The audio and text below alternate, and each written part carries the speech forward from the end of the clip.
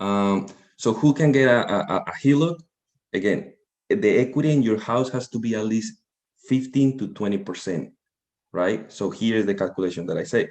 If you go, I have something in here. If you go and your house is worth $200,000 as the first loan, you have a second loan for $100,000. You divide that by the appraisal of the price of the house, and that's how you know how much equity you have. Something important that you need to know when you are going to apply a HELOC, who can apply for a HELOC, is make sure that your DTI is between 43 and 50%. Why? And I'm going to make another note here. For whoever doesn't know what the DTI is the debt to radio income. This is all your monthly debts, including your minimum credit card payments. So if you owe a credit card for, I don't know, minimum payment of $25, that also goes into your DTI. So you divide that with your monthly gross income, right? So as an example, as I have the example here, if Mike goes and make this amount of money, so $3,200 per month, and he owes $500 in his car loan, $200 in his credit cards, is $700 divided by 3,200. That's how you know your DTI. So you guys can do this calculation, and by yourself.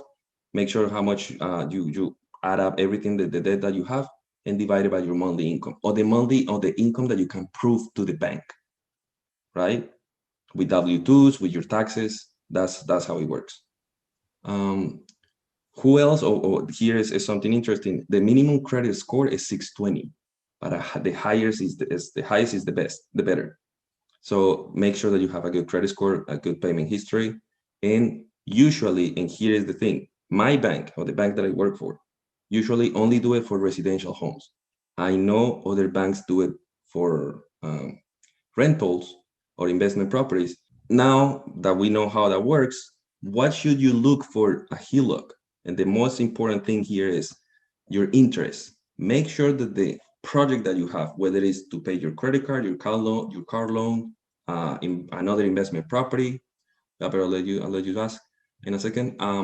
Make sure that the rate works for you. Why? Because I can I talked to a few people in the rat race already, and I say go and talk to minimum 5 to 10 banks, because every bank offer different rates. I put this specifically today here. Prime today is 3.25%. Banks usually offer the prime minus half point, or the prime plus 1 point, or the bank can do whatever they want, but they cannot, go over the federal regulations. This is the average today. Every day that number change. So that's what I say, go and talk to your bank and make sure that the rate works for you. Small banks as credit unions are more competitive, versus a Bank of America. Here, I'm going to make another note from the bank perspective. We analyze the markets, and I want you guys to really pay attention to this. A small market with a small city in my area, Reading, and I believe Dina is the only one around here. She might know what the city is. That city has 1,250,000,000,000. The small city, that's a lot of money. And only one bank has 40% of the market. Guess how many branches that bank has? Only one. It's the credit union from that city. So why I say this with that, like emphasizing that the size of the market or the bank, because people sometimes think that small banks are gonna go bankrupt quicker versus a Bank of America. And I'm telling you, that's not gonna happen, because a bank with one branch controls almost 400 or $500 million. Only one with one branch.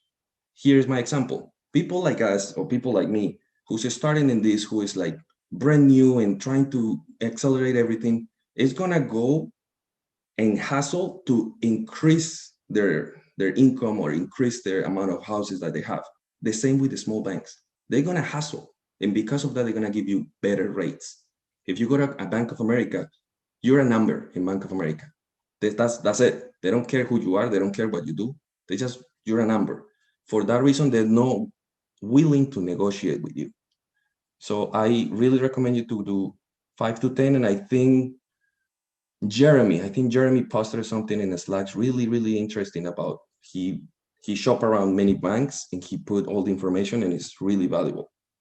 The other thing that I want to mention here is make sure, as the last point says, make sure that the teaser or the promotions that they offer you don't get you.